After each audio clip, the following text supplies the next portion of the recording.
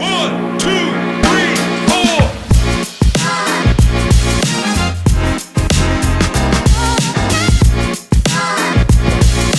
Hey, what's up guys? It's Brian here from Full Body Athletics, but most importantly, Upgrade Mentality. And today we're here another episode with my good friend here, Julien Neri. Julien, welcome to the podcast. Before starting, let me start with a beautiful intro because this guy deserves an intro, okay? I'm here today with Julien Neri, a local social influencer TikToker whose account, Julien Neri, is followed by around 38,000 people and whose pasta dishes leave people in awe. Today we'll talk about the importance of opening a second business and how to never let go of your dreams. Julien Neri, welcome to the podcast. Thank you for having me. Thank you. I really appreciate it. Now, before we start. Oh my God. Okay, you're already getting this. Listen, I came prepared. I came prepared. So, I grew up like in my little Italian family, and they told me that every time you go to somebody's house, never come empty-handed. I love this guy. I love this. I brought you some goodies. Hopefully you like spice. So I got you some spicy peppers. This is from my garden. Woo! So pepperoncino. It's not gonna be super spicy, but enough to put 2 dollops on your eggs, because you know it needs the protein, you know, or your chicken or whatever, or some pasta. Okay. And I got you some my fresh tomato sauce, straight from the Jardin. And listen, I hope you like it. If you need me to show you how to cook it or whatever, it's all for you. And yeah, so thank you for having me. So I don't want to be your empty-handed. Jesus, thank you so much, Julien. Guys, obviously, if you guys are listening to this podcast, you just gave me 2 beautiful bottles. I can't wait to taste them because they just look simply amazing. Wait to see you cook. And it's the old school, you know, the old school Mason bottles, which I really, really love. You know, if it's not old school, I don't want it, okay? Julien, we've been speaking a long time because Julien, actually, I do business with Julien for different reasons, but I go to a store and every time I would go, he would tell me, hey, you know, I have a TikTok, go follow me on TikTok and whatnot. And I fell on top of his TikTok, which is called Julien Neri. Yeah. Right? And the first time I fell on top of it, I started looking at the videos like, wow, this is amazing content. Then I started looking at the views, the amount of likes, and I was like, wow, this guy is really killing it. Because I get people all the time telling me, yeah, bro, go follow me on TikTok, go follow me, and they have like 20 followers or whatnot. And it's not about the followers, by the way, guys. I'm not here to discriminate people that don't have a big following. It's more of the content quality. Yeah. And then when I fell on top of your TikTok, and I was like, wow, what's really cool about seeing you on TikTok is that you're exactly that same person on the camera that you are in person, which is really, really cool. And you are a super down-to-earth person. You are a very expressive person, and it's shown throughough your food. So gee, that comes out smiley, man. You give me so many compliments. So Julien, before we get going, first question of the day. Talk to me about yourself. Where are you from? What is your background? For the people. So, I'm 35. I grew up in an Italian household. I'm Italian by background. I'm born here. Where in Italy, if you want to know. I'm both parents from Sicily. Oh wow, Siciliano, Siciliano. Yeah, no. Anyway, so I better watch the way I talk today, huh? Yeah, listen, I brought some cement blocks over here. No, anyways. So, I grew up in the kitchen, but observing at a young age. I used to watch my grandmother cook, my mom and her at such a young age. She was cooking for her brothers, her sister, but everybody had a feel in the kitchen. So I fell in love with it, but what I liked about my family was there was no recipes. Basically, only in baking for sure, because you got to follow a recipe. But like home cooking and just the food was just bringing us all together. Some simple things like just putting up a temple and like right before winter, and we'd all gather around just to help. I would be there pretending to help, but I knew I was there for like the food while helping and just watch my uncles and my like everybody outside and my mom, my grandmother in the back. In the kitchen cooking. So that was how I grew up, very family oriented.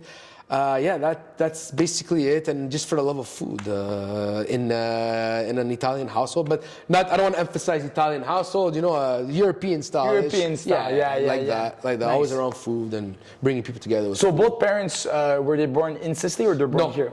They're born here. Okay. Grandparents came, I'm not sure the age, but they came, and funny enough, my parents lived like couple of streets from each other, and then they just, back in the day, it was very easy. It wasn't here that you had to swipe right or you had to follow someone on Instagram or whatever. It wasn't like that. So, very old school. And but that's our thing also. Like with my parents, it's very like we're old school, but with like a new school mentality. So that's what I try and bring to the table, like when I cook and whatever. Yeah, it's important. I think like for sure, like in today's era, especially with like, everybody's all over the place. I think it's important to have a bit of that traditional. That's my opinion, by the way. My opinion does not mean it's the opinion of the podcast, nor Julian's opinion, but the opinion of having a bit more tradition in there. Family values. Respect and things like that. So we brought you here because you want to talk about food. How did you start cooking and trying different recipes? How did it start? So the way I started, I know I make a lot of pasta dishes, but believe it or not, my first dish I ever made alone wasn't pasta. It was an egg. All right. I fried an egg. Like most people, I think, right? Yeah. Most So I like think that. I was about 12, 13 years old. And it was like at that age when you just really wanted to be a teenager and like your parents would always drag you to places on weekend. Okay, you got to come shopping with us. You got to this, you got to that, we got to. So I'm like, you know what? Today I want to stay home. So I tried and I asked and I said, can I stay home? I saw them look at each other and they're like, oh my God, is he ready for this? Is it really like that teenager that he wants to stay home? And believe it or not, I didn't stay home and watch movies and like, just do like regular kid stuff. I saw that they were gone and the first thing I saw was the stove. And I'm like, I want to try. I want to like maybe cook something. What could I do? So back there in the mornings, I used to always like to have eggs. And so I said, you know what? My mom used to make an amazing egg, but I can make it myself too. The only thing is that in an Italian household, my parents are very clean and don't make a mess. There's crumbs. Like my mom, she's like that clean police, so she'll find it right away. So I'm like, first thing is that I got to know how to clean up the mess because I knew I was going to make one. So anyways, I got into it. I made my first egg. I got the toast. Everything came out so good. I cleaned up. And I'm telling you, the scariest part was that hour later that my parents were home. Because it got too quiet, and I'm like, my mom's supposed to be observing the kitchen, or I don't know what she's doing. And she'd be like, she'd call me up, she'd say, hey, Julien, did you do anything in the kitchen? And I'd be like, no, nothing. Are you sure? And she asked me 3 times. So in my household, there was, when they ask you that 3 times, it's because they know the answer, so they want you to say the answer. And I kept saying, no. And by the 3rd time, she's like, listen, what are these crumbs? I'm like, oh my God, I missed the crumbs from the toast. But anyways, I told her finally that this and that. So she said, okay, listen, if that's what you want to do, she started me off slowly, helping her in the kitchen. When I used to go to my grandparents or like cut some little things and, always with the supervision. And it started from there. And then after, I remember when I started working and I was still living with my parents, I used to have Mondays off. So I would tell them that on Mondays, you guys go to work or whatever, when you come home, supper will be made. So I would make supper on Mondays. Not at 13, obviously, but like when I used to work, when I finally got old enough. And I just loved that old tradition. And it would be like, I'd be in charge of that Monday that I would make the supper. That's how it all started. And then from there on, it went love of the kitchen. Wow, that's crazy how you took it upon yourself to say like, okay, Mom, Dad, Mondays, saying that I'm off, I'm going to cook for you guys. You took that incentive, Yeah. I think a lot of times people like things, but they don't want to take it upon themselves in order to kind of, do it themselves or at least like take the time to do it, It's like everybody can like anything, but at the end of the day, if you're not pushing forward, you're not trying to do the thing that you like, you're not going to progress. Like exactly. I can like guitar, but if I don't practice guitar, if I don't take an hour off my week or every day or whatever it is, I'm never going to become a better guitar player. There you go. So that's like a nice lesson of like, of growth. Perfect. Okay, so I mentioned before this guy, I know he doesn't want to say it, but I'll say it. Fuck this guy. I'll say it. He's a famous TikToker. Okay, he's about 38,000 people, which is pretty astonishing, right? Because there's a lot of people on TikTok, a lot of people on Instagram. 38,000 is nothing to make fun of, right? How did you start on TikTok? Where did this project start?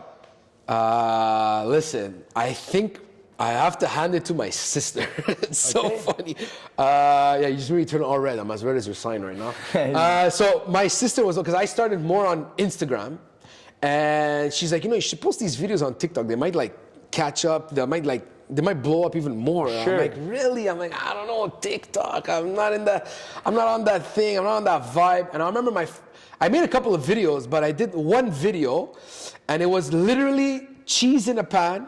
I put a grilled cheese on top of it, and then I just lifted it up, and the cheese was oozing. I said, whatever, let me just post it on TikTok. I posted it, and I'll never forget. It was like literally before, like right at the pandemic, because that's when it all started. When I started doing all the cooking, I started taking it a bit more serious, and I had to change my winter tires. I had to put on my winter tires. I post the video. I leave. I refresh the page. I'm waiting for my tires, and I see 1,000 views. I'm like, okay, whatever, you know, 1,000 views. That's cool. Next thing you know, I finish the tires. I come home. I go, let me open it again, and I see 70,000 views, and I'm like, what? Yeah. So then I just stopped looking at it, and then my sister, she texts me. It's like right after supper. She's like, okay, relax, you're TikTok famous now. I'm like, what are you talking about? She's like, you haven't seen your post? I'm like, no. And I go look, 150,000 views. And I'm like, I didn't understand. And it was just going up faster and faster. Finally, that video now has like almost 500,000 views from when I first posted it. So I was like 400 and something. I'm like, oh my God. I'm like, okay, so there's something here, the TikTok, the algorithm or whatever. And so I started taking it just a bit more serious. So, but the thing is that I don't have TikTok content and I don't have Instagram content. I'm more on my Instagram, and whatever I have there, I'll also post it on TikTok. Right. But it'll get more views on the TikTok than on Instagram. So like, I don't know, like I haven't been studying like that algorithm. The only thing that I study is more of like what time to post, when it's good, find your niche. So what's a good hashtag, not too much hashtag. So that's how it happened. And then I said, okay, you know what, let me start getting into that TikTok life a bit more, take it a bit more seriously. But I'm also more on the Instagram than TikTok, but I get more views on the TikTok. So it's that's how it all started. That's how my... That's amazing. So after that first dish, the following dishes that came afterwards, was it the same type of response? Because sometimes people in business, or just like, because this podcast is called Upgrade Mentality, right? We want to know what the hell went through your mind in the process in order to get to where you got, right? The second video, third video, was it the same response? Was it slower? How was it? So it was faster, I think, because I found a niche. Right. And I start a lot of my like my For You page was a lot of like pasta dishes, a lot of cooking. So I started like examining their hashtags. So I saw what they were hashtagging and when they would post or whatever. So I said, you know what? Let me just figure something. I'll figure an algorithm that works for me. And it started like it went fast. Like I was like, oh my God, like faster than Instagram. And I said, okay. So you always have to put a hashtag or whatever, but at one point you'll hit a part of your like TikTok that I've noticed that sometimes all you have to just do is post your video and you'll be guaranteed like this many views. It's like what I've been reading or whatever. I feel like I'm still not at that level, but that's how you get that following and that constant the commenting and people favoriting. So you have to think about like it's not about the views. Yes, it's the views, but you have to see how much of an impact you make on the people enjoying your page. So like if they save your video, if they comment, so it's the engagement is what, that's what, for sure. That's the important part. Like anybody can look at your video or they'll double tap it, but if they save it or if they're like, oh, what sauce did you use or what flavor, what were the spices? If you follow me, you'll see that I don't post the recipe. I'm more on that. So like I don't want to like go around and this. So I'll focus on my niche was the pasta. Yes, cooking, but like I found I got more view on pasta and ASMR. So a lot of the ASMR was working for me because during the people that don't know what ASMR means, what is it? So the ASMR is just that the noises that like let's say the chopping of the knife, the boiling of the water. So I started seeing that during the pandemic when it started, people were viewing that as the most, like that was calming for them. So it's like satisfying, pleasing, and like they like the noise. It was calming. So I said, you know what? I guess I found that little bit of a niche. So I kept doing that. So like a lot of my videos don't have music. They'll just have I'll have a bit of talking, and then the rest it's all like cracking the garlic, chopping the pine nuts if I was making a pesto, the boiling of the water, the salting. And that's what caught on. And listen, I never looked back. I try and like here and there I'll put a video or I'll do, let's say, like voiceover. But the most calming and my niche was more of the ASMR. But I also tried to change it up because I didn't want people to think that I could only cook pasta. Right. So I like to make a mess in the kitchen. And my thing is more of like, I want everybody to understand that like you can do it too. You know what I mean? You don't have to be a cook or you have to go to school to do it. I feel like I found my niche during the pandemic. I got into it. I said, you know what, let me start making a mess. Yeah, sometimes I look like I'm pretending to know what I'm doing, but people relate. Yeah. So they're like, if he can do it, me too. And it's like I try not to go extravagant on meals. Like, yes, sometimes I'll do something like something complicated. But I like to keep it more like the home cook. You know, sometimes people don't want to spend more than 30 minutes in the kitchen. Right, for sure. Yeah. Perfect. So we're talking about like obviously the cooking with the process and stuff for the TikTok. But what, in your opinion, because there's a lot of cooks on TikTok. Yeah. There's a shit ton of cooks on TikTok, right? Yeah. What is your specialty and what do you think caught on to people? Because obviously, what makes you, in other words, what makes you stand out of the crowd? Because you started this this chain, right? And you started doing your own videos and stuff, and it quickly caught on. But in your opinion, from what you've seen, what do you think makes your dishes special, and what separates you from the crowd? So what separates me is that my saying is cooking by eye. So in Italian, be cooking all'occhio, meaning that I'm not using measurements. Like a lot of my dishes, let's say I set up my tripod or whatever, I didn't make this dish beforehand. So I'm like, I'm going full in, and I'm like, this is what I think, what I want in my pasta, and I'll be thinking of, let's say, or my dish, doesn't matter which one. I'm like, these are the flavors that I want. Let's make a dish, press play. If it works, it works. If not, then I'll post something else next week. Yeah, exactly. And listen, it's been working for me.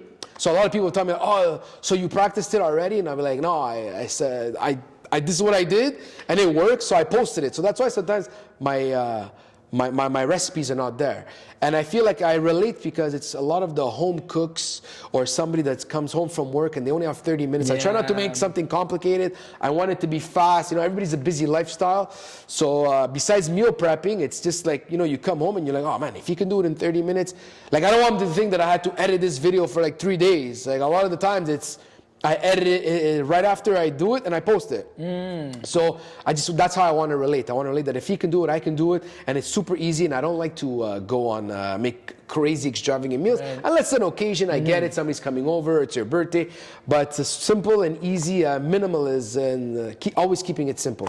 So minimalist and keeping it simple. But you do see that in your videos, right? Because when, for example, like a person like me, I consider myself a decent cook. When I look at your videos, you know, even I learned, you know, like using the pasta water and stuff like that. Sometimes it's not over, but you keep it so simple. You make it so beautiful. And I think, like you were saying before, the ASMR, right, where you're hearing the sounds and stuff, it makes you relatable. And you're like, you know what? This guy's not doing anything crazy, so I can do that too. And I think that's what differentiates you. Because sometimes I see some cooks on TikTok, man. They start a recipe, they like 30, 50 ingredients, 30, 50 spices, you know. They're like, easy way of making buttered chicken, but there's like 60 spices and you know, like it takes 3 hours to make a dish, you know, and he tries to convince you that you can do it in 30 minutes, which is untrue. Yeah, and plus dishes like that, you know, the marinade, the longer the better. Yes, you know exactly, what I mean? for sure. So like if you want to make butter chicken in like 10 minutes, sometimes it just might not work because it's got to marinate with all the flavors. Like shawarma, like I saw a video of shawarma, for example. It's good at using that example where he was showing like the process how I make like chicken shawarma, right? And he goes, cut the chicken, put Greek yogurt, put these spices, blah, blah, blah. Put in the fridge for 4 hours. Like 4 hours? Yeah. I was like, 4 hours? I thought it was like, okay, an hour.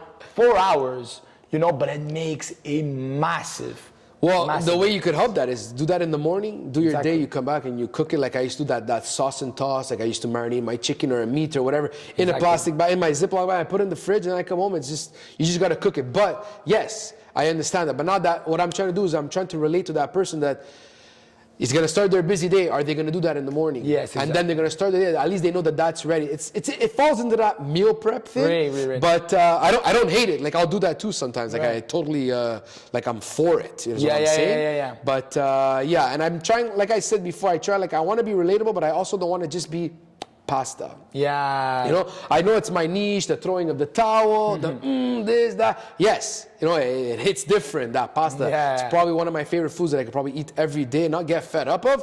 But I just don't want to be, I want to show you that I have a little bit of like, you know, I'll make that sandwich, or I'll make that meat, or I try and change it up. But yes, in a social media world, or that you're trying to like make an impact on people, like or they want to follow that specific thing, I know that I get most of the following or most of the engagement with the pasta. So yeah, for sure. But you know, even though, yeah, your beer niche is more a bit pasta, I like the fact that you have that on-off video where you're doing other things, and it shows people like, okay, he's not just a pasta chef, Exactly. he's also, he can do other things, which is really cool Yeah. too. Talking about food, in your opinion, what makes a dish stand out? just the love you put into it. Okay, You'll know. explain. I'll explain it to you. You'll know. How do you, okay, I love what you're saying, but how would you differentiate a plate, for example, that's made with no love, or a plate that's made with love? So if anybody that's come eaten at my house, listen, if Which you're I still didn't get the invite, by the way, huh? Which I still listen, I didn't get guess the after this invite. podcast, I have no choice but to invite you over, make some chorizo or something. You know? So the thing is that I'm a big observer. If you ever come to my house, first of all, I like, even though you're my guest, I'll always ask you, but Brian, you're coming over, okay, so what do you like? What don't you like? I really want you to have that experience. Like, let's say you tell me, oh, I like this. So I'm like, you know what? I've never made this. Maybe I'll try it out. If I'm confident, I'll do it. But the thing is that, or you say, listen, if you tell me carte blanche, I'll be like, okay, I have any allergies or whatever. I really go that extra mile. Right. So I love to host. So I really make that extra mile. So when it's time to eat, you know the food is good. One, when nobody's talking at the table. And two, the cook, I'm really observing everybody eat. I'll ask you, you like it? Is it good? Is it missing something? What do you think? Or I'll just let you go, and I'll just let your your facial expressions like do the Say it talking all. for Yeah, me, or yeah, like yeah, for sure. you know. And the guest goes first. I'll always like make you eat first. Like I'll be eating, like I'll have my dish too, but I'm really observant, and you just know, and they'll see it in you, and like, or some people they tell me like even when I'm cooking, like I have that old school tradition. I have that the mannerisms. I think it shows in your cooking. So it's always quality and not like quantity. I'm not always thinking of like more. Like, oh, okay, I'll just put this or I put that. Like I really take it to heart. Yeah. So you can see it, but that's what makes it different from anybody. Like that's what makes that dish. I mean, we'll videotape it if you ever come over. You'll see. You know. So it's that passion. It's that passion. I think is something you mentioned is the attention to detail. Yes. The attention to how the person is going to react, how the person is going to, what's his facial expression, the call before they arrive. You know. But also, you know, just to add to what you were saying, I used to work at an Italian restaurant called Roberto's, if you probably know it. And I met my wife there. Yeah, and John, the owner, you know, used to be there every Friday and Saturday. And John Angelo was a pain in the ass, you know, because he was such a good boss, but he was just always over us. But one thing I used to always like that he used to do, okay, he always told me, Brian, if the glass of water is empty, and the client has to ask you to pour in some water, okay, you failed. You've lost the client. Wow. The client should never ask you to pour the water. Yeah. Okay, and I remember that attention to details why the restaurant even today is still rolling and still going after 20, 30 years of being there, which most restaurants close after 5 to 10 years. Yeah. Is because they had attention to detail, to the service, how people are going to react, how they're going to eat. And I try to implicate that in my business today because we are all an accumulation of what we learn throughout our life, right? What works, what doesn't work. And that's one thing I try to do in my business with my clients at my gym is I try to help people I try to give before they even ask. Exactly. And then the person's like, oh my God, you sent me this? I didn't even ask. Oh my God, yeah, because you spoke to me about it. Oh my God. Like, you know, like that little They know attention you to detail. care. They know you care. Exactly, you know. So you used to always say that to us. Another thing you used to do is, like you just mentioned, you used to go over, ask, hey, how's the new dish? You guys like it? Oh, and then, even to the newest, oldest client, doesn't matter. He would come, ask them, how'd you like the new dish? You like it? You think it's lacking this? Think it's lacking that? You think you need more of this? So that attention to detail, I think it makes totally agree. Like when I used to work in like a reception halls, and I used to work behind the bar. It's a memory thing. Right. Also, like the bartender or what. Yes, I understand you're working at a reception hall. It sometimes could be like a free pour. It's not calculated, but that client, I get it. You're coming for a wedding. You're not charging them for that drink, but chances are you come and see me 2 times and you're like, Jack Coke, Jack Coke. It could be a crowd.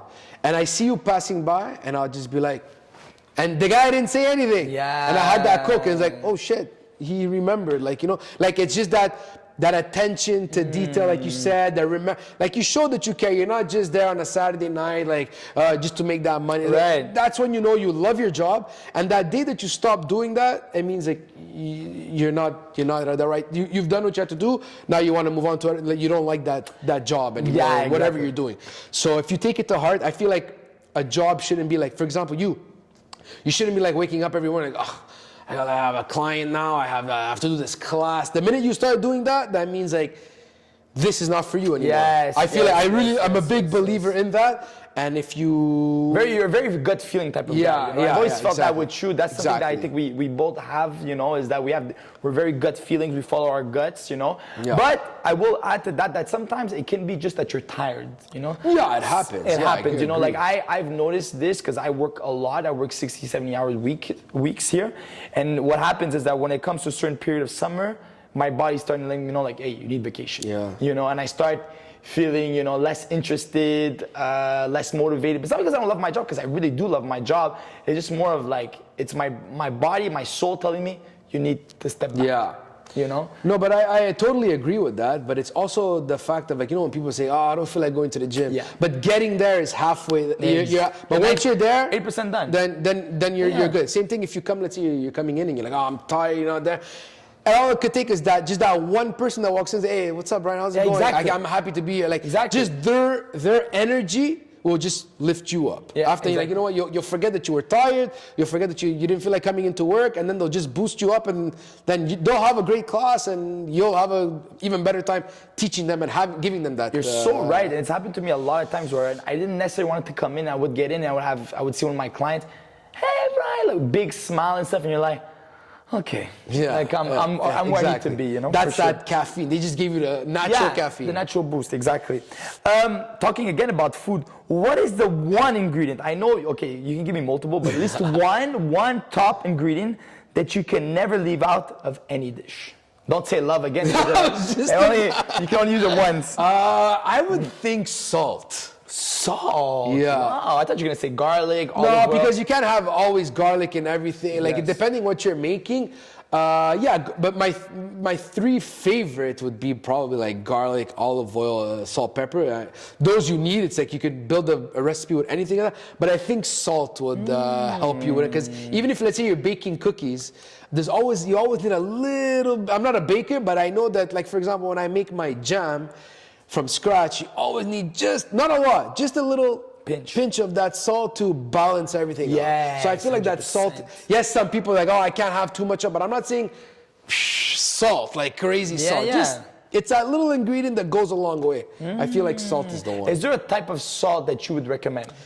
I like Himalayan, the pink salt. I like to grind the salt. I don't use the same salt like the one I flavor my pasta water. You always gotta salt that water. I don't use that salt to flavor a lot of like a dish. It's if I make a salad, I won't use that salt for that salad. I like to crunch my salt. I like that one.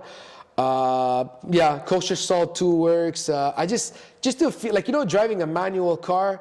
I don't drive manual, but I always hear people say, you gotta feel that car, you feel it. Same thing with the salt and pepper. I like to crunch my pepper, crunch my salt. I like you know, the nutmeg. I like to zest it.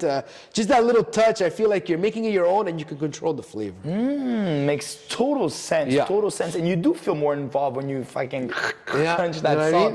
It's so true. That's how I feel about it. Perfect. What tips and tricks can you give a total beginner that never cooked, to cook a good pasta dish? What tips and tricks? What do you have to look at? What's like the most important thing? What are the tips and tricks? First off, I love this. Go. Watch one of my videos. It'll help. No. I'm kidding. But don't be scared. If there's one tip I can tell you, actually there's two very important tips that I look for in the dish. Well, you can't see it, this one, but always salt your pasta water, like the sea. It's always got to be salted.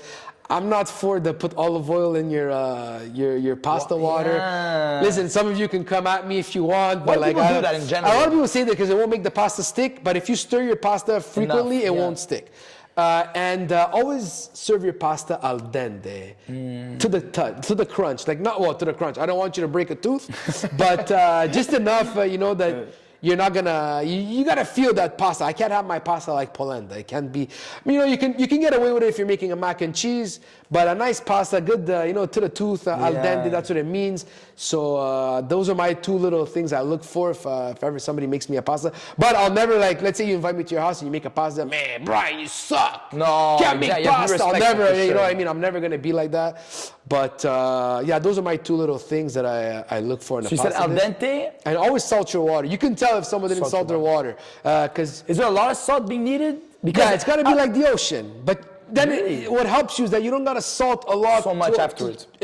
Through the dish. You know what I mean? That's how I see it. It's my opinion, I guess. But you'll kind of know. Some people could fool you by not salting the water. But sometimes you'll just feel it. Because by salting that water, pasta water is like gold. So not only the starch from the pasta is in that water, the salt. So that's a binder. So that'll help you with everything. Right. It'll thin out your sauce. It could thicken your sauce.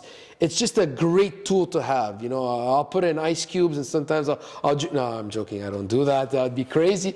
But that's a thing. Never get rid of your pasta water. Like I see some people, they'll empty their pasta into the sink and then they throw all that goodness. That'll help you. That salted water, the pasta water will help you in a carbonara. Will help you in a red sauce. Will help you bring a sauce back. A pesto will bring you back to life. If it's dying or you overcooked it, it's always better to have enough instead of none. You understand? So those are my two things. Al dente, salt to your pasta water is always a key element for that pasta. I love that because it's happened to me so many times where like you said, right? I pour the water and I keep like a cup. I'm like, that's okay. That's safe. A cup is safe. It's safe. Yeah, but sometimes if you're making a lot of pasta, it's not enough. Right? It's not enough. And then it's like you put it back, right? You put that water in your pasta and you mix it up, then you're like, oh, fuck, I need more. Yeah. And it's like, I don't have it. That's why I always keep the pasta every time. And it's always pasta into the sauce, never sauce into the pasta. Oh, I like that. Pasta into the sauce. So even if you have, let's say you're putting spaghetti in a pomodoro sauce, when you're grabbing the spaghetti, it's leaking some pasta water already. So it's not that bad. So that's your base. You're starting with that. And I always keep my pot on the end of the stove. In case I need a bit more, I ladle some in. And once the pasta dish is presented and ready, you always take that last taste before you make the guests try it. You're good. You can get rid of that pasta water. You made it. It's done. The pasta's great. You're good to go. I love that. Pasta into the sauce, not the sauce into the pasta, guys. Remember that, okay? Now that you are a micro-influencer or a social influencer, okay, what tips and tricks would you give anybody that wants to get a good TikTok account? Start. Do it.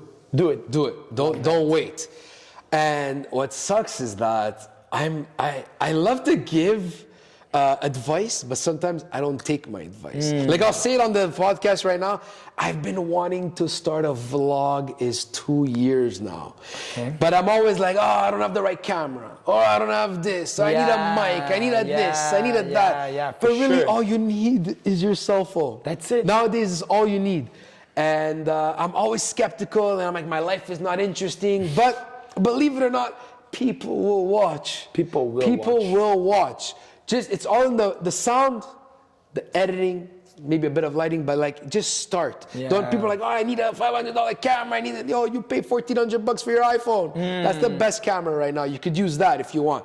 So I know I'm giving the advice of start, and I should take my advice, but I think that's the best thing to do. Just start. Just do it. Have a feel for it. If you want to practice, talk always in the mirror, always do the video, multiple takes, but if you don't start, you'll never know. That's the best advice I can tell you is you want to start a TikTok account, start it. You want to start an Instagram account, start it. Do it tomorrow. Now, as you're listening to this, this is the sign. I'm telling you, do it. Just start because you never know what comes from it. And don't think of am I going to make money? Am I going to do this? Because then don't look at the end result. The process is Look the at part. the process. Look at the process. I love that. It's not about the destination. It's about the Inspirational right Fuck, now. man, you're killing it for this guy. That just came out naturally. I'm telling you, he enters full body, he gets motivated like this. It's walking in here. Like, I'm looking at these Portuguese guys. It happens. Portuguese. No, I speak Portuguese too. It happens. It happens to everyone that comes in here. I understand. It's the pimenta. It's the pimenta. Okay, so to start, yes. However, what would you say to a person, let's say that they have obligations, let's say they have a family like you, because you're a dad, right? Recently I just became a dad. Nice, 8 congratulations, months. my brother, congratulations. What would you say to a person that says, okay, Julien, I want to start, but I have a family, I work 60 hours a week, this, that. What would you say to that person to be basically like, hey, you know, stop cutting the shit and just do it? Like, what advice would you give that person to venture out and actually follow their passion?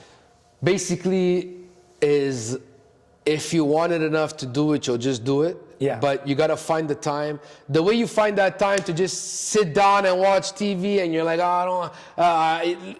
Once you make a plan, or else you could write it down. I did a lot of writing before I did all this. I would write in a journal, write it out, write my feelings, just throw it out into the universe. But there's always time. The only thing that sucks is that it's consistency. Yes. Just like a diet, just like a workout, you gotta be consistent. You gotta be consistent. And that's the hard part. The hardest part is not starting, I find, is being consistent. Yeah. Because then it could take a toll on you and be like, because then you'll overthink a lot. Like, I'm not gonna lie, I'll overthink a lot of my videos. Like, is it the right time to post it? I already posted a reel. Should I post it on TikTok? Post it on So it's gonna be a lot. But starting, number one, and consistency, and just make time. And you don't gotta go crazy. So what I'm saying is that, let's say this week you had no time to post. But it's happened to me that I'm like, you know what? I made a dish and I didn't have time to post this. Let me just take a picture of it.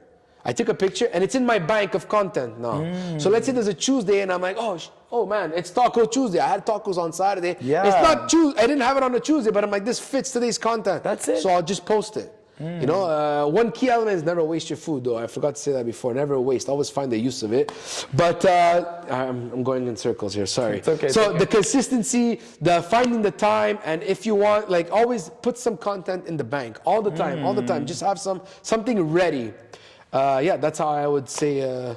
You know, it's funny that you're saying about that, because one of the reasons why I got into fitness is because when I was a young kid, I started training when I was 15, 16. And I remember at a young age seeing, okay, so when you start training, it's like anything else, right? Like when you start cooking, you're always, you don't look as good as you want to, right? Yeah. But that consistency, that constant effort after weeks, months, and years, and then people start complimenting you, like you in your videos, right? Hey man, I saw that pasta that you did. Hey man, that thing. Hey man, that thing. Well, that's what happened with me. But I started at 15. It started happening at 16, 17. People start giving compliments and stuff. And then like you're riding off that consistency, but people don't see all the hours put behind, all the thinking, all the doing, all the pursuing, you know, all these things that sometimes I think people take that for granted. I think it's very important that if you set yourself, you know, let's say if you want to be a TikToker, cook on TikTok, right? Or have your own channel on TikTok. Well, let's say you want to make it about food. So like giving you like a challenge yourself to be like, okay, I'm posting 3 times this week. Yeah. If it's 3, it's 3. If it's 2, it's 2. If it's 1, it's 1. But make it consistent, you know? I totally agree. I tried to do that on Thursdays. I'm like, you know what? I'm just gonna make it a pasta Thursday, just only on Thursday.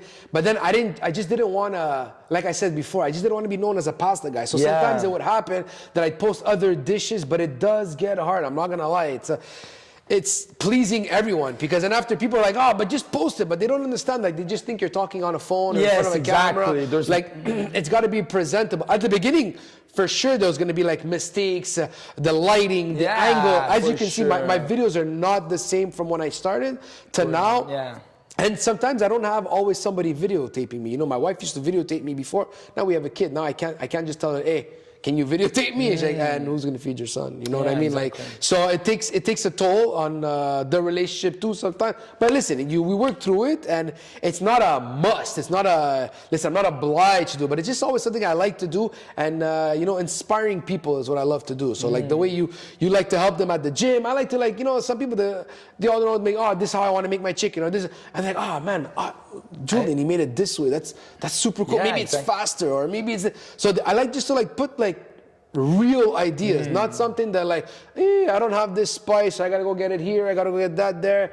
You have it at home. I just make it that simple. So, you know, it's not easy, but you get through it. I like something you said before about, you know, when you would go somewhere, you would take a photo of a recipe and be like, I'm going to do that next, you know.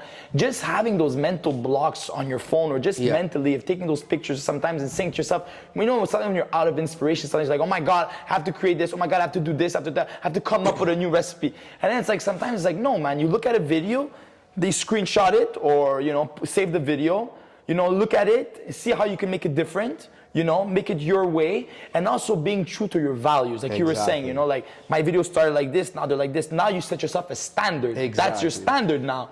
Now you don't want to go back to that standard. People sometimes they don't understand that. However, I will say that sometimes you just gotta fucking post it sometimes. Yeah, but sometimes you gotta be raw too. Yeah, like sometimes you have to be raw. It's gotta be real. It's gotta be not, you know, I'm trying to do as much as real and realistic. And like, you know, sometimes I'll be saying something in a video, I'm like, I can't say that. It didn't work out that way, or it's not funny. Maybe people won't laugh at it.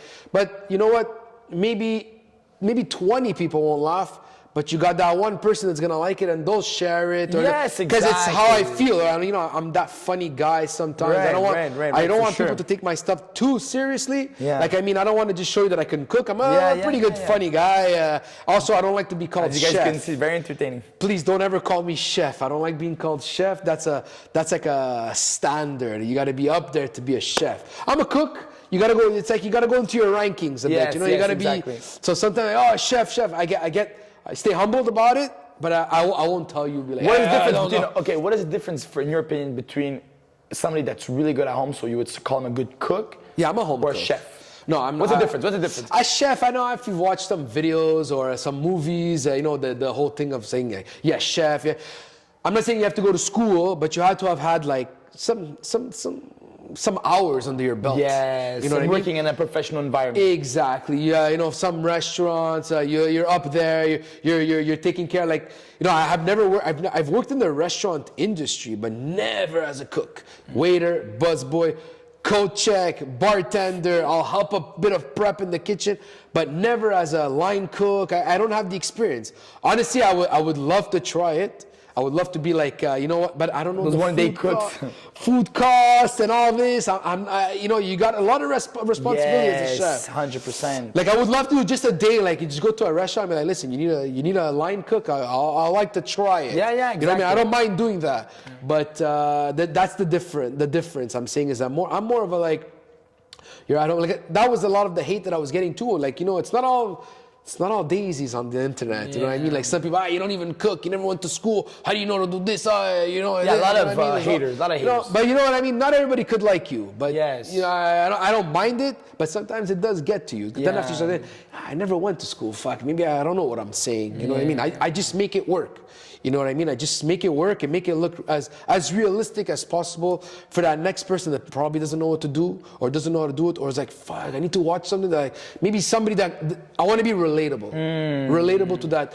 I don't want them to be like, I'm Gordon Ramsay, or I'm a high-end chef. I'm not that guy. Right. So I want to be relatable to that person that like maybe doesn't know how to boil water, for sure. or maybe doesn't know that they could put salt in the water and it'll maybe boil a bit faster. You know what I mean? Or pasta into the sauce and not sauce into the pasta. You know, those little details. Yeah. I just want to be that guy that, hey, you know, it worked. That thing you showed me, or I watched your video. That's the biggest compliment that somebody can give me. Right, for sure. I get it. It humbles me. Like famous thing, that scares me. Yeah, chef, that scares me. I don't like that. So the difference, basically speaking, what Julien was saying is that a person that's a chef has some hours professionally under the belt. Exactly. Versus a person that, because it's true, we often look at chefs as like, like the last piece of the puzzle when a lot of very high-end restaurants here in Montreal and over the world, the chefs are actually the owners of the restaurants. So that's the best restaurants. If you look at any restaurant that is booming and that, you know, that's been doing business for 30, 40, 50 years, a lot of the times, the owner is also the chef. But it's a lifestyle. Exactly. It's a lifestyle, you know what I mean? You got to be there, you know? There's always, especially in a restaurant, there's always somebody probably taking away from the profit. There's always somebody, so you got to be there. So it's consistency, you got to be there. But in any business, if you could take yourself away from the equation and it's running well, that means one, you trained your staff well, you became a family. Because a restaurant business, yes, you're going to work, but in the kitchen especially, you become a family. Yeah, you know what I mean? exactly. You have It's like to. your second You have family. to. It's not a regular job. It's not a 9 to 5. When you want that day off, you can't. You don't have those Saturdays off, those Sundays off, because that's when other people that do have 9 to 5 jobs, that's when they're going to eat. Like your day off might be a Monday or a Tuesday or maybe a Wednesday, but like by lunchtime Wednesday, you got to be there because now people are like, it's running. It's a restaurant. It's hard. It's a hard life. It's not. If I had a hat on right now, I'd take my hat off, my cap on for all those people working in a restaurant. It's not easy. And yeah, it's super hard. The lifestyle, the environment, the hours. So it takes a toll on someone too. It does take a toll. And if you don't have your mind on right, it can be very problematic because when they start feeling pressure, well, they're going to start, looking for other ways of, getting rid of that pressure, which can lead to other bad things, right? All right. So seeing that you are the pasta king, I want you to give me a perfect pasta dish for every scenario. Are you ready for this? Let's go. Okay. First date. Am I cooking it or going to eat it at a restaurant? You're teaching us how to cook this dish. Okay. Okay. So first date. You want to press the girl of your dreams. She's coming over. Okay. What dish do I do? What pasta dish? What sucks is that I might have two for this one. Okay. But I'm going to explain to you why. Perfect. That's what I want. So the first dish would probably be aglio olio. Okay, simple. Now people are like, oh, but there's garlic. It's the first dish. Yes, I understand. But if you're cooking this for that special someone and you're showing them that you could make a masterpiece with 3 ingredients, says a lot about you. Yeah. Keep it simple.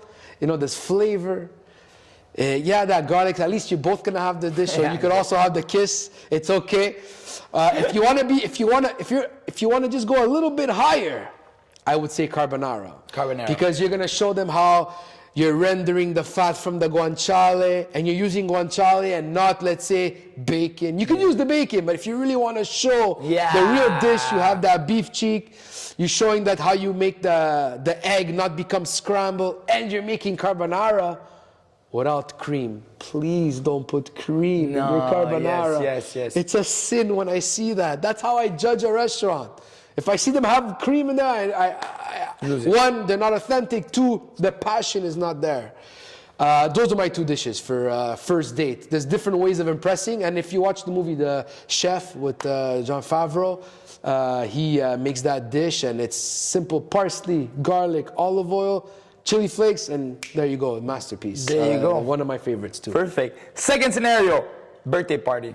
Rosé Okay. pasta, or that Romanov, the pasta vodka. I feel like that's a good party dish, and everybody likes to yell out rosé. So if it's not in the champagne, or if it's not in the wine, you know what I mean? You do a theme. You have rosé wine, you have rosé pasta. Everybody will talk about it. I feel like that's a good dish for that. Okay, perfect. Now, third thing, you're hosting, you're inviting friends over. What do I make them? A pasta dish, you're inviting friends over.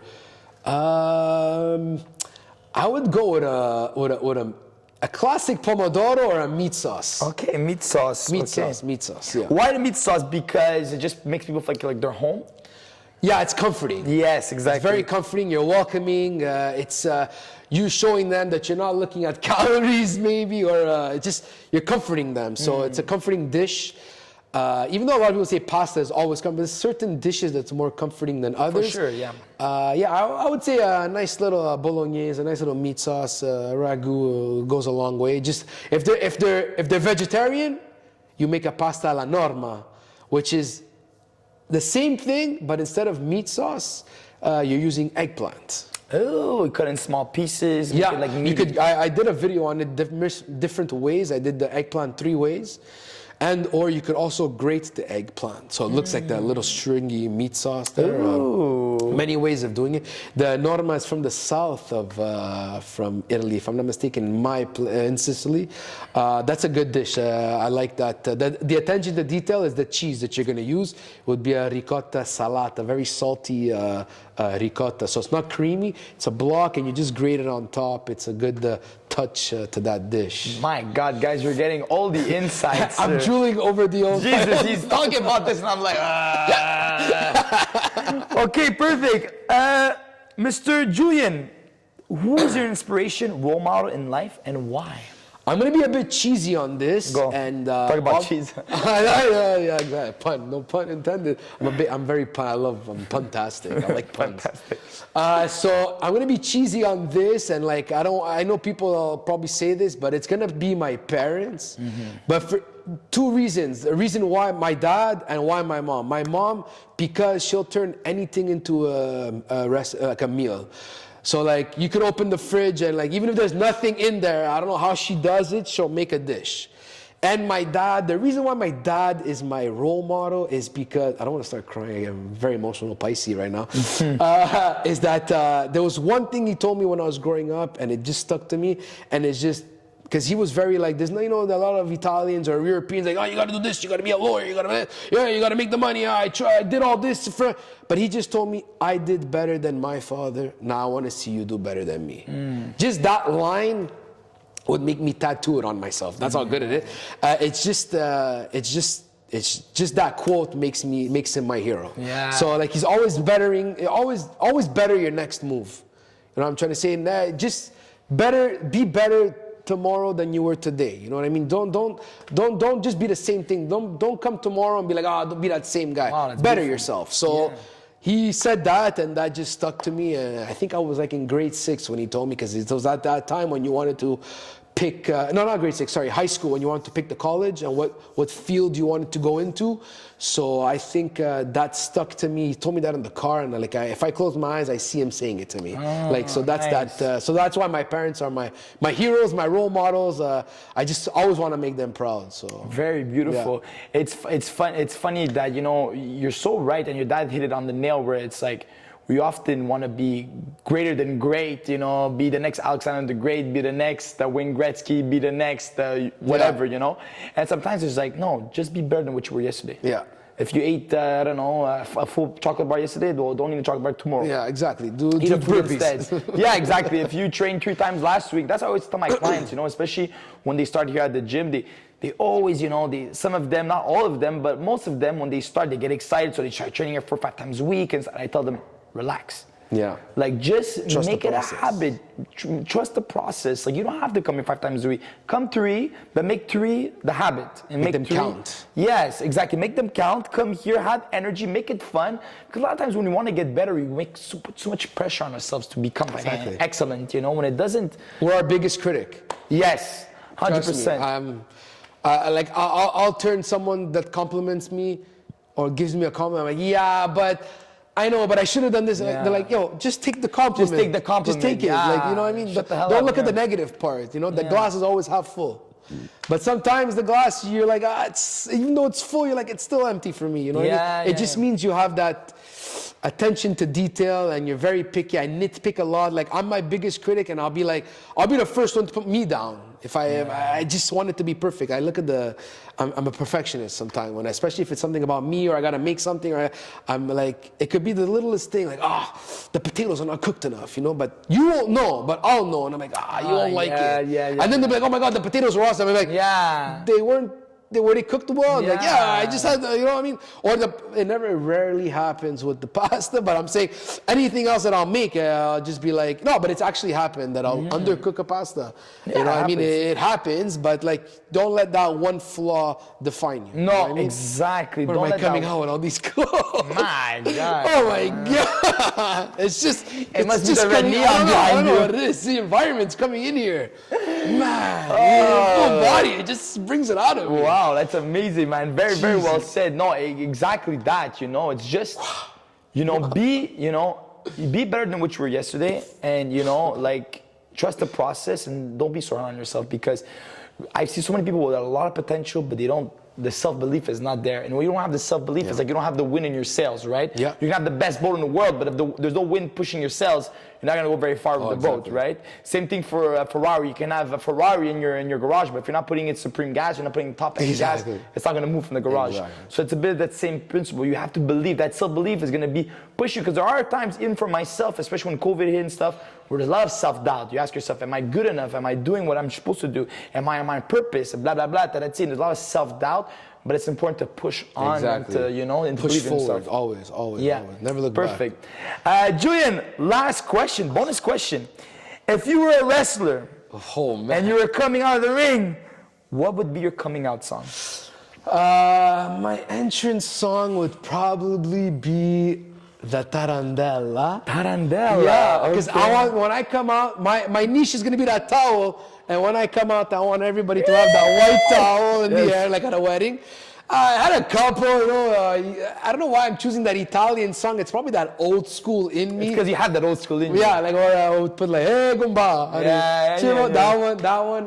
Yeah, those are the two main ones that I would like to have. I'll make you listen to it after we film this if you want. It really fits my persona, I find. But yeah, that's it. Perfect. Guys, we're almost at we're almost ending this podcast, but before we end it, I just want to say a quick few words on Julien. Julien, I've known him now for almost a year. Every time I see him at his store, I'm just super content of seeing him. He's always a very positive vibe. He always reinforces some ideas I may have, or maybe some self-doubts. We talk about business a lot, and he's like, no, push forward. I like what you're doing. I like this. I saw your video. Always gives me a lot of positive feedback. I try to do the same with his stuff. Always, always a positive character, always a genuine, he's real. He's not fake. He is what he is. What you hear on the podcast, what you see in video, him moving his hands, he's like that on a daily basis, and he's authentic, and it's rare to find such authentic people in the world today. And that's it. Thank you so much, Julien. It was a pleasure. For this amazing podcast. Thank you. Guys, if you want to get into shape, Full Body Athletics is the place to be. Over 35 classes a week, okay? We got weigh-ins, photos every month, diet plans. It's a full body, so it's a group, semi-private group service, okay? But it's individualized, meaning that every person's on their own journey, and everybody gets supervised as if they're here alone. So, thank you so much, Julien. Merci beaucoup. Merci. Guys, Grazie. Take care. 1, 2,